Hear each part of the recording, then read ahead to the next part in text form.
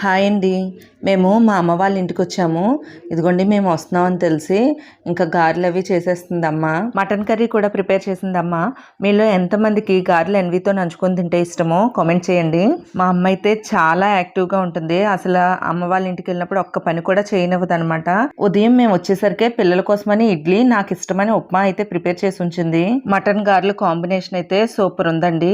నాకు మా బాబుకి తినిపించి అలా చిన్న చిన్న ముక్కలు తీసి పెట్టడం అలవాటు అయిపోయిందండి. అందుకని మా హస్బెండ్కి కూడా నేను మర్చిపోయి అలా పెడుతూ ఉంటే, ఏంటి నేను ఏమన్నా గీతాంశను అనుకుంటున్నావా, అంత చిన్న చిన్న ముక్కలు పెడుతున్నావు అంటున్నారు. ఇంకా బిర్యానీ కూడా ప్రిపేర్ చేసింది.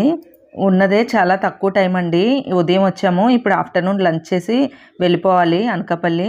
ఇంక ఇంతలోనే ఇన్ని చేసింది. ఇంకా మేమైతే లంచ్ తినేసాము. ఇదిగోండి పిల్లలు అమ్మను వదిలి రాలేక అలా ఒళ్ళో పడుకొని అమ్మ చెప్తున్న కబుర్లన్నీ వింటున్నారనమాట.